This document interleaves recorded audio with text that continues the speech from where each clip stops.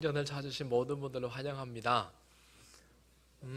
보니까 오랜만은 아니지만 얼굴 뵙는 분들이 여러 분 계셔서 참 감사합니다. 우리 강 원장님 가족들이 오셨네요. 네, 환영합니다.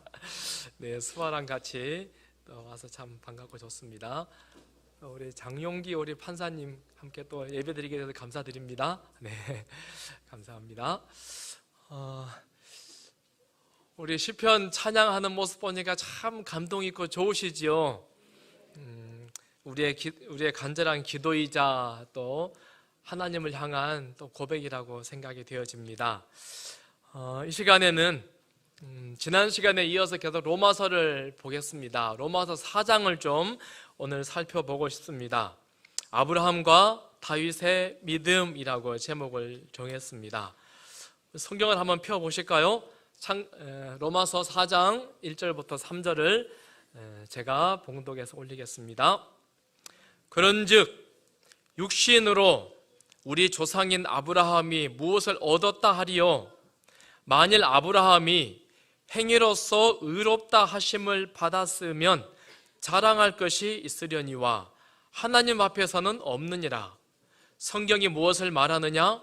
아브라함이 하나님을 믿음에 그것이 그에게 의로 여겨진 바 되었느니라. 아멘. 어느 날 프리스턴 신학교에 딕 월터라고 하는 교수에게 학생들이 몇 명 찾아왔더랍니다. 교수님, 성경을 봤는데 도저히 이해되지 않고 믿기지 않는 장면들이 있어서 교수님 좀 설명해 주시겠습니까? 라고 찾아왔습니다. 그래, 무엇이 의심이 되고 무엇이 이해가 되지 않는가? 라고 했더니 그들이 막 이야기를 꺼내려고 합니다. 그때 교수가 이야기합니다. 근데 자네들 성경 몇 번이나 읽어보았는가?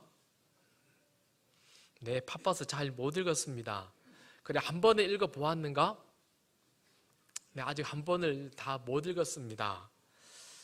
그러자 교수가 하는 말이 이보게, 나는 남들보다 머리는 나쁘지만 나는 하루에 5시간씩 성경을 읽고 연구하네. 성경을 읽으면 읽을수록, 성경을 연구하면 연구할수록 이 책이 정말 하나님의 살아있는 말씀이라고 나는 느끼는데 어떻게 한 번도 제대로 읽어보지 않고 의심된다라고 하는 말을 할 수 있겠는가? 최소한 2번은 읽어보고 우리 한번 이야기해보세 라고 했더랍니다. 의심이라고 하는 것이 우리 주변에 종종 있습니다. 한 나무꾼이 도끼를 잃어버렸습니다. 유명한 이야기인데요. 근데 옆집에 있는 우리 작은 아이가 도끼를 훔쳐간 것 같아요. 걷는 모습을 봐도 도끼를 훔쳐간 것 같고, 친구라고 놀면서 한마디 이렇게 제자제자 하는 모습을 봐도 도끼를 훔쳐간 것이 영락 없습니다. 근데 며칠 뒤 자기가 자주 가서 나무하던 산에 가보니까 도끼가 놓여 있습니다. 보니까 누가 놔둔 거예요? 자기가 일하다 말고 놔둔 게 기억이 난 것입니다. 그리고는 옆집에 있는 그 아이를 향해서 의심했던 것이 너무 미안했습니다. 그리고 내려왔습니다. 그 아이를 보니까 걸어가는 모습을 아무리 봐도 도끼 훔쳐갈 놈은 아니에요. 말하는 것을 아무리 들어도 저렇게 야무지고 저렇게 착한 아이인 걸 라고 하는 생각을 갖더랍니다. 어떤 사전에 보니까 의심이라고 하는 것을 이렇게 정의해 놓았습니다. 확실히 알 수 없어서 믿지 못하는 마음이 의심이라고 하는 말입니다. 다시 말해서 내가 잘 모르기 때문에 의심하게 되더라 라고 하는 것입니다. 그렇다면 여기에 주운해서 믿음이라고 하는 말은 확실히 알기 때문에 신뢰하는 마음이 아닐까라고 생각을 해봅니다. 우리에게 믿음이 없는 이유는 죄송한데 물 좀 갖다 주시겠습니까? 제가 올 때 물 한 컵 먹고 왔는데 목이 잠기네, 죄송합니다. 믿음이라고 하는 것은 확실히 알고 나면 믿음이 들고 신뢰가 생긴다라고 하는 생각을 갖습니다. 그래서 오늘 이 시간에 로마서 4장이 말하는 믿음이 무엇인가, 하나님이 어떤 분인가, 무엇을 믿는 것인가에 관해서 한번 생각해 보겠습니다. 로마서 4장은 두 사람의 이야기를 우리에게 하고 있습니다. 첫 번째 사람은 아브라함입니다. 로마서 4장 3절 방금 읽었지요? 성경이 무엇을 말하느냐? 아브라함이 하나님을 믿음에 그것이 그에게 의로 여겨진 바 되었느니라. 아브라함이 하나님을 믿으니까 하나님이 아브라함을 보고 뭐라 했다고요? 의라고 했답니다. 너는 의로운 사람이라고 했다랍니다. 야, 우리 도연이가 네, 감사합니다.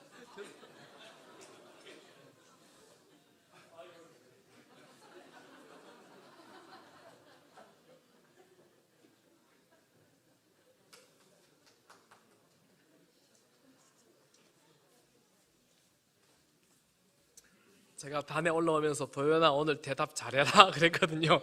그랬더니 예 하더니 아이고 감사합니다. 네, 네, 아이 죄송합니다. 저 원래 설교하면서 물 먹어본 적이 없는데 오늘 목이 잠기네. 죄송합니다. 하나님을 믿으니까 의라고 했더랍니다. 그런데 이 말씀을 이해하기 위해서는 창세기 15장을 우리가 좀 살펴야 합니다. 창세기 15장에 이 말씀이 온 거죠. 지금 아브라함이 여호와를 믿으니 여호와께서 이를 그의 의로 여기시고 라고 했습니다. 어느 날 하나님이 아브라함에게 아브라함아, 너는 본토, 친척, 아버지 집을 떠나서 내가 지시하는 땅으로 가라라고 했어요. 그래서 아브라함이 짐을 쌉니다. 그리고 먼 거리를 여행해서 갑니다. 우리가 성경을 조금만 보면 알 수 있다시피 우르라고 하는 지역에서 가나안 땅으로 갑니다. 거리가 1500km입니다. 그 옛날 고대에 1500km를 혼자도 아니고 정말 많은 가족을 데리고 여행을 합니다. 조선시대에 부방이라고 하는 제도에 어떤 한 분이 일기를 쓴 내용이 최근에 발견되어서 사람들이 소개된 바가 있는데요. 우리나라 저 남쪽에서 부방이라고 하는 것은 한 사람이 과거에 급제해가지고 군역을 하려고 장군이 되어가지고 저기 북쪽 동네 가가지고 근무 쓰는 것을 부방이라고 합니다. 아래 남쪽에서 근무 서기 위해서 올라가는데요, 거의 1300km, 1400km 된다고 해요. 기록에 의하니까 말 타고 가는데요 75일이 걸렸대요. 긴 거리를 가면서 얻어먹고 또 돈 주고 굉장히 고생해서 그들이 여행을 갔다랍니다. 여하튼 아브라함이 길을 떠납니다. 그런데 히브리 11장은 이 부분을 이렇게 소개합니다. 믿음으로 아브라함은 부르심을 받았을 때에 순종하여 장래의 기업으로 받을 땅에 나아갈새 갈 바를 알지 못하고 나아갔으며, 흔히 우리는 이 부분을 이렇게 이야기합니다. 하나님이 아브라함, 내가 너를 큰 민족을 이루게 할 거야. 너를 저주하는 사람은 내가 저주하고 너를 복 주는 사람은 내가 복을 줄게. 짐 싸라고 하니까 아브라함이 그냥 무작정 짐 싸가지고 출발합니다. 어디로 가야 할지도 알지 못한 채. 히브리 11장에는 갈 바를 알지 못하고. 근데 정말 아브라함이 갈 바를 알지 못하고 갔습니까? 목적지를 알고 갔습니까? 알고 갔다 손 들어보세요. 와, 도현이 감사합니다. 잘 모르고 갔다. 그냥 가라니까 그냥 갔다. 네, 여러 사람 손을 드셨네. 감사합니다.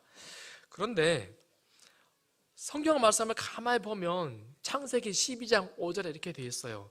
아브라함이 그의 아내 사라와 조카 롯과 하란에게 모은 모든 소유와 얻은 사람들을 이끌고 어디로 가려고 떠나서?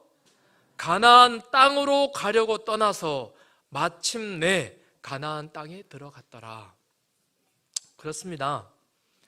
믿음이라고 하는 것은 그냥 하나님이 짐 싸서 출발해 하면 그냥 믿음으로 여기저기 정처 없이 가다가 어디 걸리는데 가야지 라고 하고 가는 것이 믿음이 아니라 하나님은 아브라함에게 분명히 가나안 땅으로 가라라고 명령하셨어요. 그래서 거기를 보고 출발하여 가는 것입니다. 그렇다면 아까 히브리 11장에 나와 있는 갈 바를 알지 못하고 갔다라고 하는 말은 무슨 말일까요? 그래서 우리 공동 번역은 이렇게 말합니다. 자기가 가는 곳이 어떤 곳인지도 모르고 떠났던 것입니다. 하나님은 가나안 땅에 가라고 했어요. 그런데 그 땅이 어떤 곳인지 모르고 출발했다라고 하는 이야기입니다. 다시 말하면 가는 도중에 어떤 어려움이 있는지, 거기에 가면 농사를 어떻게 짓는지, 이웃집 사람들은 어떤 사람인지 전혀 모른 채 하나님이 가나안 가, 그러니까 가나안을 향하여 그가 출발했다라고 하는 이야기입니다. 그래서 엘렌 화이트 이 부분을 이렇게 소개합니다. 그는 약속의 땅에 관하여 묻지 않았다. 곧 토지가 비옥하고 기후가 건강에 적합한지, 그리고 그 지방은 유쾌한 환경을 제공하며 재물을 쌓을 기회를 줄 것인지 묻지 않았다. 우리가 믿음이라고 하는 것이 무엇인가를 생각해 보게 합니다. 그냥 하나님이 하라니까 그냥 하는 거예요. 그냥 가라고 하니까 가는 거예요. 성경은 그것을 믿음이라고 하지 않습니다. 믿음이라고 하는 말의 다른 말은 제 생각에 그건 방향이라고 생각이 되어집니다. 하나님께서 가나안 땅으로 가, 그러니까 그 방향을 향하여 출발하는 것, 그것을 믿음이라고 하는 것입니다. 목적지는 알고 있습니다. 그러나 그 가는 길이 어떤 어려움이 있는지, 거기에 가면 무슨 일이 있는지는 잘 모를 수 있습니다. 그러나 분명한 방향을 가지고 가는 것, 그것을 믿음이라고 합니다. 여러분들은 어디를 향하여 가고 있습니까? 올해 우리 빛고울 교회 방향이 어디입니까? 예수 그분 이야기. 우리의 방향, 우리의 목적은 예수 방향입니다. 어디에서 무엇을 하든지 예수님이 계신 곳, 예수님의 뜻이 있는 것, 거기를 따라가는 것, 그것을 곧 믿음이라고 할 수 있습니다. 몽고메리 장군 2차 세계대전에 정말 위대한 영웅이지요. 많은 학자들이 사람들의 이렇게 성격 유형들을 나눕니다. 뭐 애니아그램 혹은 MBTI. 근데 몽고메리 장군이 4종류의 인간으로 나눴어요. 참 재밌는 부분입니다. 똑부형, 똑개형, 멍부형, 멍개형. 뭔지 아시겠습니까? 똑부형은 똑똑하고 부지런한 형. 똑개는 뭘까요, 그러면? 똑똑하고 게으른 형. 멍부는 멍청하고 부지런한 형. 멍개는 멍청하고 게으른 형. 여러분 말고 여러분과 같이 일하는 사람이, 여러분의 리더가 넷 중에 하나 고르라면 여러분 어떤 사람하고 일하고 싶습니까? 똑똑하고 부지런한 사람? 엄청 피곤할 텐데요. 너무 똑똑해요. 열심히 해요. 그러면 밑에 사람은 어떻게 해야 합니까? 마차 가려니까요, 정말 뼈가 빠지게 일해야 됩니다. 다시 기회를 드릴게요. 여러분, 여러분의 리더가 어떤 사람이면 좋겠습니까? 네? 똑똑하고 게으른 사람. 정답입니다. 멍청하고 게으른 건 뭐 두고 많아 필요도 없고, 멍청하고 부지런한 사람은요, 열심히 하긴 해야 돼. 근데 아무것도 없어. 좌절되겠죠. 그래서 가장 유능한 리더는 똑똑하고 게으른 사람이라고 생각되어집니다. 바른 방향은 제시해요. 그러나 리더는 기다려줍니다. 앞장서 가지 않습니다. 그런 리더 참 좋지 않습니까? 똑똑하고 게으른 리더가 누굴까요? 누굴까? 네. 똑똑하고 게으른 리더. 저는 최고의 똑똑하고 게으른 리더는 성경이라고 생각이 되어집니다. 바른 방향을 제시해요. 그러나 여러분을 막 어떻게 하라고 하지 않아요. 가만히 있어요. 그리고 방향만 계속 지정해 주는 거예요. 저리 가야 돼, 저기가 바른 길이야, 계속 우리에게 지적해주고 가르쳐주는 리더, 성령이지 않습니까? 우리의 방향은 예수님입니다. 성경이요, 계속 예수는 저기에 계셔, 예수님은 저쪽이야 라고 계속 지적해주고 있습니다. 올 한 해 예수 그분 이야기라고 했잖아. 우리가요, 그분의 이야기를 우리가 잘하는, 뭔가 열매를 맺으려면 어떻게 해야 합니까? 열매를 맺으려면 참 성경 보고 똑똑하고 게으르다고 하니까 표현이 안 맞는지 모르겠습니다. 성경을 열심히 보세요. 리더가 우리에게 뭐라고 말하는지. 그러면 우리가 예수 방향을 갈 수 있습니다. 예수님처럼 우리가 일할 수 있고 그분의 품성을 닮을 수 있는 것 아니겠습니까?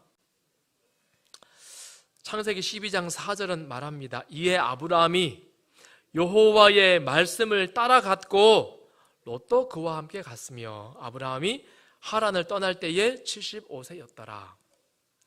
아브라함이 말씀을 따라갔답니다. 이게 무슨 이야기입니까? 하나님의 말씀이 바른 방향을 딱 나침반처럼 지정해주고 있어요. 누굴 따라가는 거예요? 말씀을 따라가는 것입니다. 그냥 하나님이 가라 그러니까 그냥 여기저기 가다가 어쩌다가 가나안 땅에 온 것이 아닙니다. 하나님이 가라고 한 그 길을 따라서 갔다라고 이야기합니다.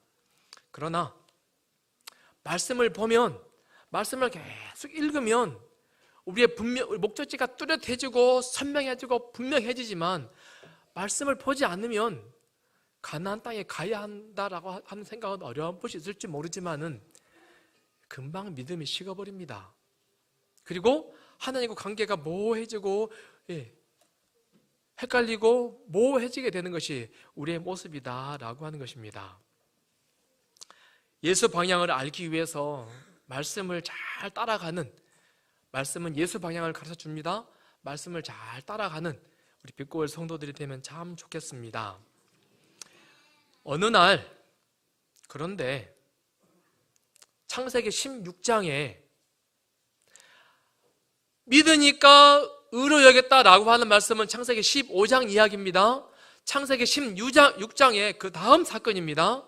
어느 날 말씀을 따라왔지만은 얼마 있지 않아서 아브라함과 사라가 의심이 듭니다. 약속을 오해합니다. 그리고 넘어집니다. 어느 날 사라가 말합니다. 당신이 내 종에게 들어가 아들을 얻게 하십시다. 내 나이가 지금 꽤 많이 들었어. 당신 나이도 너무 많아. 그러니까 우리 빨리 아이를 낳아야 돼. 실수합니다. 그래서는 이 할아버지 아브라함하고 종 하갈하고 사이에서 아들을 낳습니다. 그 아들 이름이 뭐죠? 이스마엘이라는 아들을 낳습니다. 그 아들 때문에 기독교하고 이슬람 세계하고 얼마나 갈등이 심합니까? 저기 아랍에 있는 무슬림들, 이슬람 종교를 믿는 사람들 대부분은 다 이 이스마엘 자손들 아닙니까? 이스라엘하고 아랍하고도 굉장한 갈등이 있고, 그들의 그 실수 때문에 인류가 참 어렵고 기독교하고 이슬람 세계에 끊임없이 갈등 관계가 있는 것 아니겠습니까? 그런데 이렇게 실수하는데 실수하기 전의 사건이 무엇이었다고요? 창세기 15장 3절입니다. 그를 이끌고 밖으로 나가 이르시되 하늘을 우러러 무뼈를 셀 수 있나 보라. 또 그에게 이르시되 내 자손이 이와 같으리라. 아브라함이 여호와를 믿으니 여호와께서 이를 그의 의로 여기시고. 다시 말씀드립니다. 믿으니까 의롭다라고 해주는 것을 유명한 신학 용어가 있는데 무엇인지 아십니까? 네. 믿음으로 말미암는 의라고 해요. 믿으면 의라고 합니다. 근데 그만 우리 박민철 장로님 말씀했던 것처럼 믿음으로 말미암는 의라고 하는 말보다 더 정확한 말은 믿음으로 말미암는 칭의라고 해야 맞습니다. 믿으니까 의롭다 그러니까 그 사람이 뭐가 된 것처럼 거룩한 뭐가 되었다라고 착각하기 쉽습니다. 그러나 성경은 의라고 하는 것을 그가 뭐가 있어서가 아니고 그냥 의롭다라고 해주시는 의라고 이야기합니다. 그래서 믿음으로 말미암는 칭의라고 하는 것입니다. 다시 말씀드립니다. 아브라함이 뭘 해서가 아닙니다. 16장 가니까 아브라함이 뭐 합니까?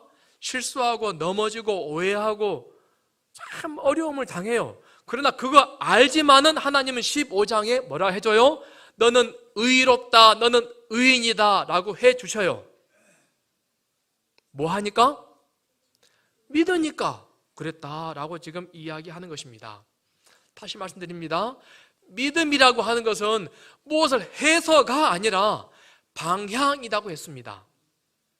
내가 살아가는 방향이 하나님께로 향해 있으면 하나님께서 너는 의롭다, 의인이다 해주신다라고 하는 것입니다.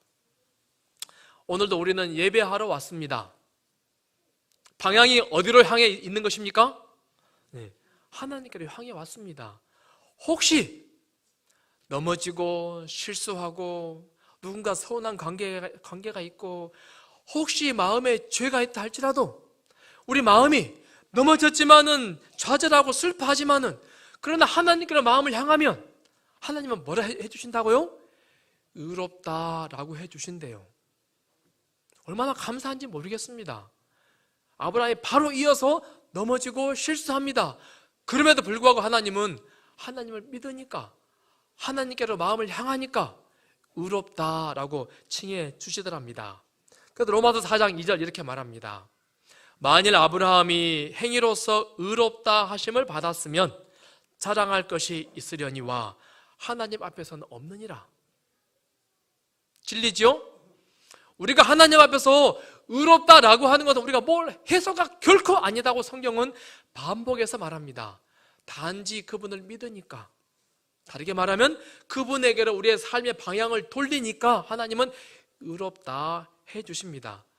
그리고 4장 5절에 이를 아니할지라도 경건하지 아니한 자를 의롭다 하시는 이, 의롭다 해주는 것입니다. 해서가 아니고 의롭다라고 그냥 인정해 주는 거예요. 불러주는 것입니다. 이를 믿는 자에게는 그의 믿음을 의로 여기시나니. 하나님은 아브라함을 통해서 너는 의인이다, 너는 의다, 너는 내 백성이다 라고 해주시는 것은 그가 뭘 해서가 아니라 뭐하기 때문에? 하나님을 믿으니까, 하나님이 가라라고 하는 방향을 지시하니 그 방향을 따라서 걸어가니까 하나님이 그를 향해서 의라고 해주셨답니다.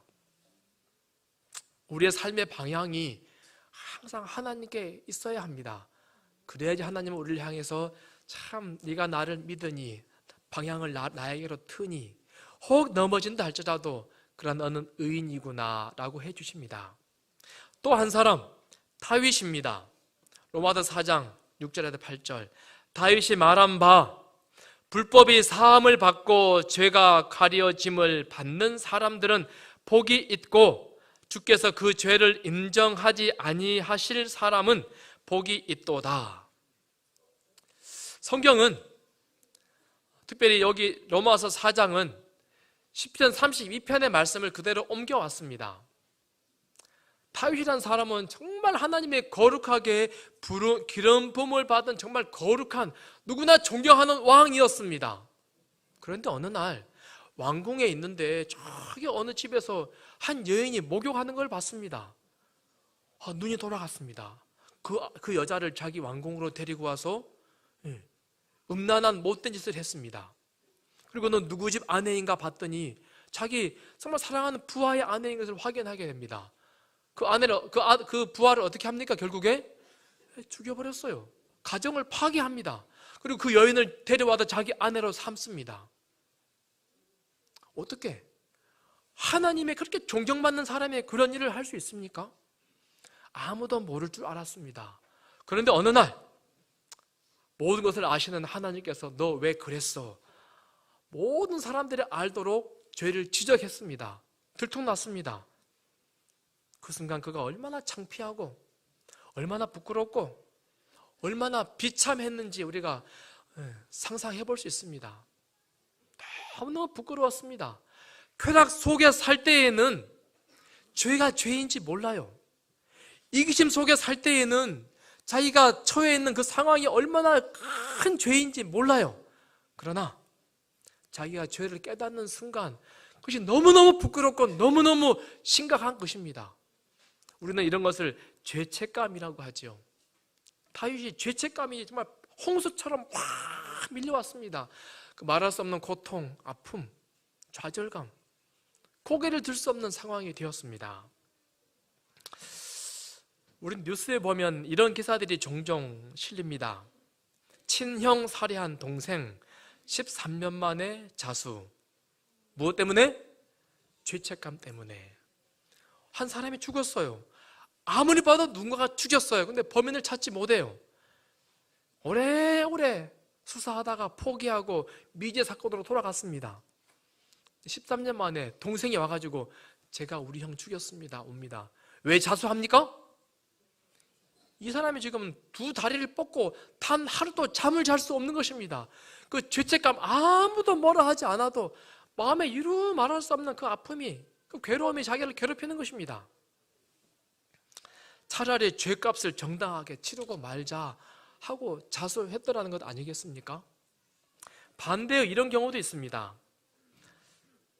철도청장 앞으로 배달된 50여 년 만에 속죄 편지. 이거 유명한 이야기인데요. 1999년도에 경기도 부천에 사는 60대 이성만이라고 하는 사람이 철도청장에게 편지를 썼습니다. 사실은 제가 50년 전에 이 철도 기차 시트 내가 A4 종이만큼 내가 잘랐습니다. 구두 닦기 하려고. 구두를 닦았는데 계속 마음에 이 도둑놈아 마음에 굉장히 부담이 있는 것입니다. 50년이 가도 이것이 지워지지 않는 거예요. 그래서 용기 내어가지고는 편지를 썼어요. 제가 그랬습니다. 어떻게 하면 제 죄가 사해질 수 있을까요? 제가 10일 동안 철도청 여기에 가가지고 자원봉사 하겠습니다. 제 죄를 용서해 주실 수 있습니까? 하고 편지를 썼더랍니다. 철도청장이 뭐라 그랬을까요? 너무 감사했어요.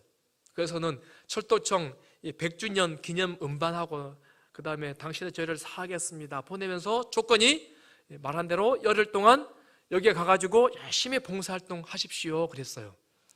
봉사활동을 열흘 동안 열심히 했습니다. 마지막 끝나고 집에 와서 잠을 잡니다. 무슨 잠이었을까요? 와, 꿀잠 잤을 거예요. 와, 너무너무 행복하고 좋은 거예요. 이제 나는 자유다. 그런데요, 사무엘하 12장에는 다윗에게 당신은 죄를 지었습니다 라고 공개적으로 이야기합니다. 그럴 때에 다윗 왕이 말합니다. 내가 여호와께 죄를 범하였노라. 하나님, 내가 하나님에게 죄를 지었습니다 하고 고백합니다. 그러니까 바로 즉시 여호와께서도 당신의 죄를 사하셨나이다 라고 하더랍니다. 죄책감에 고개를 들 수 없는 깊은 슬픔에 고개를 감추고 살았는데 내가 죄를 지었습니다 하고 하나님께 고백했더니 바로 즉시 하나님께서 죄 용서를 해 주시더랍니다. 그래서 시편 32편은 그의 기록을 이렇게 소개합니다. 허물의 사함을 받고 자신의 죄가 가려진 자는 복이 있도다. 마음에 간사함이 없고 여호와께 정죄를 당하지 아니하는 자는 복이 있도다. 내가 입을 열지 아니할 때에 종일 신음함으로 내 뼈가 쇠하였도다. 내가 이르기를 내 허물을 여호와께 자복하리라 하고 주께 내 죄를 아뢰고 내 죄악을 숨기지 아니하였더니 곧 주께서 내 죄악을 사하셨나이다. 여러분, 이런 경험 있으신가요? 하나님께 죄를 지었어요. 물론 사람에게 지은 죄가 있으면은 그 사람에게 죄값을 갚아야 됩니다. 그러나 다윗은 지금 사람에게 갚는 것 말고 하나님에게 지은 죄를 향해서 하나님께 고백하고 있는 것입니다. 하나님께서 내가 너의 죄를 사하노라 라고 하는 음성을 들었을 때에 얼마나 마음에 그 자유가 행복이 있었는지 모르겠습니다. 그런데 다윗이 지은 죄 값을, 형을 살리려면 얼마나 살려야 될까요? 뭐죠? 철도 시트 한 조각 한 거 그거 열흘 동안 자원봉사 하라고 하는데 한 사람을 죽였고 가정을 파괴하고 그 여자를 음란하게 집에 뺏어가고 데려왔어요. 형을 살리면 얼마나 살려야 될까요? 여기 법관이 계시니까 제가 참 말을 못하겠네. 한 20년 살리면 될까요? 이런 사람들. 네. 그런데 하나님은 어떻게 했어요? 몇 년 살렸어요? 그 즉시 하나님 내가 죄를 범하였나이다 하니까는 즉시 내가 너의 죄를 사하노라 라고 하셨대요. 그 말을 듣고 다윗이 믿음으로 이것을 받아들였어요. 에이 설마요, 내가 그럼 몇 년 살아야지요 라고 했을까요? 전자예요, 후자예요? 믿음이라고 하는 건 이런 것입니다. 하나님은 나의 모든 죄를 다 사하여 주십니다 라고 하는 사실을 믿음으로 받아들이는 것, 이것을 믿음이라고 다윗의 모습을 통해서 지금 소개하는 것입니다. 로마서 4장 5절, 이를 아니할지라도 경건하지 아니한 자를 의롭다 하시는 이를 믿는 자에게는 그의 믿음을 의로 여기시나니. 얼마나 감사합니까? 우리가 하나님을 향하여 기도합니다. 하나님, 내가 나의 죄를 진심으로 뉘우칩니다. 하나님, 다시 말씀드립니다. 사람에게 피해를 준 것은 그에게 가서 해결해야 됩니다. 하나님에게 지은 죄는 하나님께 고백하고 그분에게 죄의 용서를 구하는 것입니다. 하나님, 내가 하나님의 이름에 내가 먹칠을 했습니다. 하나님 용서하여 주십시오 라고 기도하면 하나님은 그 즉시 우리의 죄를 용서하여 주신답니다. 그 사실을 받아들이는 그 믿음, 그것을 보고 주님은 의롭다라고 해주신대요. 우리 모두가 이 하나님의 의를, 의롭다라고 해주신 이 의를 다 경험하게 되기를 간절히 소원합니다. 믿음이라고 하는 것은요, 나의 행동이 아닙니다. 내가 무엇을 해서가 내가 믿음 있다, 의롭다라고 하는 것이 결코 아니다라고 하는 거예요. 하나님께로 마음을, 하나님께로 방향을 돌려서 하나님 하고 바라보면 의롭다 해주세요. 그런데 하나님은 의롭다라고 하는 사람들을 그냥 의롭다 하고 가만히 놔두지 않으시고 칭의, 의롭다 인정해 준 사람들을 훈련시키세요. 무슨 훈련시키시냐면 로마서 4장 17절, 하나님은 죽은 자를 살리시는 분입니다. 그리고 하나님은 없는 것을 있는 것으로 부르시는 분이십니다 라고 하는 사실을 깨닫도록, 그 믿음이 점점 자라도록, 다시 말해서 성화의 단계에 계속해서 이어지도록 하나님은 훈련시키십니다. 아브라함의 삶을 통해서, 그리고 다윗의 삶을 통해서 계속 훈련시키세요. 다시 말하면 없는 것을 있는 것으로 부르신다라고 하는 말은 하나님은 창조주십니다라고 하는 믿음이 점점 커지게 하는 것입니다. 다시 말하면 아브라함의 나이가 100살이 되도록 하나님은 아들을 주지 않으세요. 무엇 설명해 주고 싶으셔서? 하나님은 아무것도 없는 데에서 뭐 할 수 있으세요?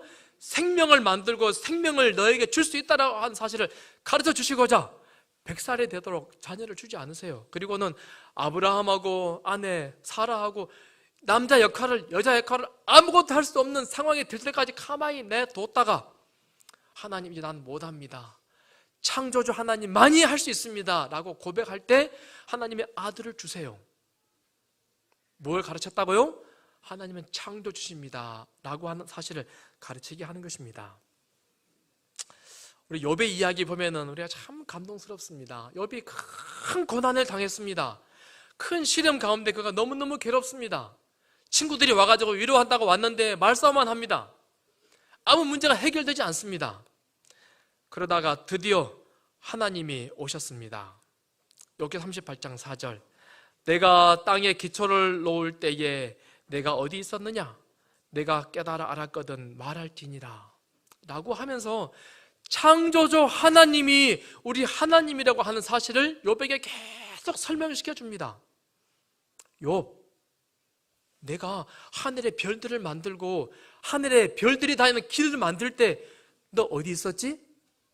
내가 파도를 터뜨려서, 물을 터뜨려서 바닷물이 땅을 쫙 들어오도록 할 때 너 어디 있었지? 내가 경계를 정했어. 바다 물들이 그냥 있는 게 아니야. 물들이 길을 따라 다니고 있어. 너 그거 알아? 그거 할 때 너 어디 있었어? 까마귀 새끼가 산에서 깍깍 울고 있을 때 그 먹이 누가 주는 줄 알아? 내가 주거든? 너 그거 알아? 하나님이 창조주 하나님이란 사실을 욥에게 계속 설명해 줍니다. 욥이 깨닫습니다. 하나님, 내가 비천하오니 그저 내가 나의 입을 가릴 뿐입니다. 그리고 욥이 말합니다. 내가 전에는 하나님을 귀로만 들었는데 이제 하나님을 눈으로 바라봅니다. 내가 창조주 하나님을 내가 알겠습니다. 그렇게 말하는 순간 그의 모든 문제가 다 해결되는 게 보여요. 그의 마음의 응어리가 다 풀어졌습니다. 그리고 하나님께서 욥을 다시 다 회복시켜주는 역사를 소개합니다. 우리도 이런 훈련들을 해야 합니다. 하나님은 창조주시라고 하는 사실을요. 우리 가운데 인생의 문제들이 있습니다. 그러나 하나님은 창조주시다. 하나님이 다 만드셨고 하나님이 다 아시고 하나님이 다 통치하신다 라고 하는 사실을 아는 믿음, 그 믿음을 계속 훈련하는 경험이 우리에게 필요하다라고 하는 것입니다. 예수 방향이라고 하는 것은 그분이 우리의 창조주십니다. 그분이 우리를 지으신 분이십니다. 하나님 아버지, 나를 낳으신 분이라고 하는 것을 기억하고 아는 훈련을 아브라함이 평생을 통해서 한 것입니다. 또 하나는 로마서 4장 17절, 하나님은 죽은 자를 살리시는 분이다. 다른 말로 말하면 하나님은 부활의 하나님이시다 라고 하는 것을 알도록 계속 아브라함을 훈련시킵니다. 아브라함의 마지막 시험이죠. 참 이걸 설명하려면 참 이야기가 길고 눈물 나는 이야기입니다. 어느 날 하나님이 아브라함에게 너 정말 날 믿어? 믿음의 시험을 한번 해보자. 훈련 좀 해보자. 하나밖에 없는 아들을 저 산에 가가지고 칼로 찔러서 아들을 죽여서 하나님께 제물로 드릴 수 있어? 아브라함이 합니까? 못합니까? 믿음으로 합니다. 아브라함은 120살 완전 노인이죠. 아들은 20살 건장한 청년입니다. 우리 아들 여기 있는데요, 우리 아들이 이런 믿음이 있으면 얼마나 좋을까. 노인 아버지가 아무것도 못해. 아버지, 우리 부자 선지에 보면 어떻게 합니까? 손 자기가 묶어가지고 올라가가지고 아버지 빨리 찌르십시오. 아버지보다 누가 믿음이 좋아요 더? 아들 믿음이 좋잖아요. 칼을 들어서 확 찌릅니다. 그 찌를 수 있는, 아들을 죽일 수 있는 그 믿음, 무엇 때문입니까? 무엇 때문이에요? 히브리 11장 19절, 그가 하나님이 능히 이삭을 죽은 자 가운데서 다시 살리실 줄로 생각하신지라. 나는 죽여도 하나님은 어떤 하나님이시다? 부활의 하나님이시다. 내 아들을 살려낼 수 있는 분이시다 라고 하는 믿음이 있었기 때문에 그 믿음 한 것입니다. 이 믿음 가르치기 위해서 평생을 지금 아브라함을 훈련시키는 것입니다. 하나님은 우리를 훈련시키세요.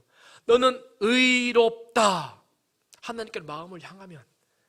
그리고 하나님은 나는 창조주야.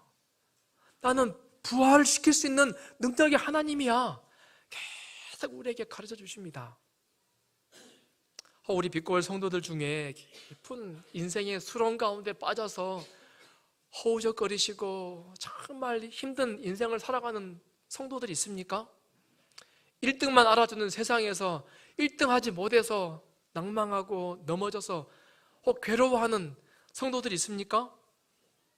남들은 다 행복하게 보이고 남들은 다 밝게 미소 짓고 웃지만은 나는 왜 그러지? 깊은 절망 가운데 있는 성도들 계십니까? 우리 하나님은 창조주이십니다. 우리 하나님은 부활의 하나님이십니다. 아무것도 없어도 그 하나님이 통치하시고 주관하셔서 다 생명을 만들어낼 수 있는 그런 하나님이십니다. 죽은 존재도 다시 일으켜낼 수 있는 분이 우리가 믿는 하나님이십니다. 그 믿음을 하나님께 맡겨만 봐. 내가 책임져 줄게. 내 아들 나한테 맡겨봐봐. 죽어도 내가 살게 해줄 거야 라고 하는 그 믿음을 아브라함이 훈련해서 그 믿음을 터득했어요. 이 믿음을 그가 소유하게 되었어요. 얼마나 영광스러운 장면인지 모르겠습니다. 하나님께서 의롭다 하신 우리 빛고울 모든 성도들, 이제 그 믿음의 훈련 단계를 잘 지나서 우리 하나님은 창조주십니다. 우리 하나님은 다 할 수 있습니다. 우리 하나님은 다 책임질 수 있습니다 라고 하는 그 믿음을 우리 모두가 다 소유하게 되기를 간절히 소원합니다. 로마서 4장의 결론입니다. 아브라함만 위한 것이 아니요, 이 기록은 아브라함 이야기만 이야기가 아닙니다. 다윗 이야기만 이야기가 아닙니다. 의로 여기심을 받을 우리도 위함이니 우리 이야기다라고 합니다. 곧 예수 우리 주를 죽은 자 가운데서 살리신 이를 믿는 자니라. 예수는 우리가 범죄한 것 때문에 내줌이 되고 또한 우리를 의롭다 하기 위하여 살아나셨느니라. 예수님이 우리 살리시려고 하늘 보좌를 버리시고 이 땅에 오셔서 이 땅 사시다가 나의 모든 죄와 허물을 짊어지시고 죽으셨대요. 나의 허물, 나의 거짓말, 나의 악함, 나의 모남, 나의 이기심 다 가지고 그분이 죽으셨대요. 그리고 나의 죄 문제를 해결하시고 그분이 3일 만에 부활을 하셨답니다. 그리고 하늘로 가셨대요. 그 사실을 우리도 믿으면 우리를 향하여 의롭다라고 말씀해 주신답니다. 이 말씀 지금 하시고자 로마서 4장의 기록을 우리에게 쭉 말씀하신 것입니다. 우리에게 그런 믿음이, 그런 의인이라고 하는 칭의가 모두 깊이 경험되어지기를 간절히 소원합니다. 다시요, 믿음이라고 하는 것은 하나님을 바라보는 하나님께로 향하는 것이라고 했습니다. 우리를 위하여 십자가에 달려 죽으신, 나의 모든 죄를 사하신 예수님을 바라봄으로 우리의 믿음이 날마다 자라나게 되기를 간절히 소망하며 이 시간 개인적으로 잠시 기도하는 시간 갖겠습니다.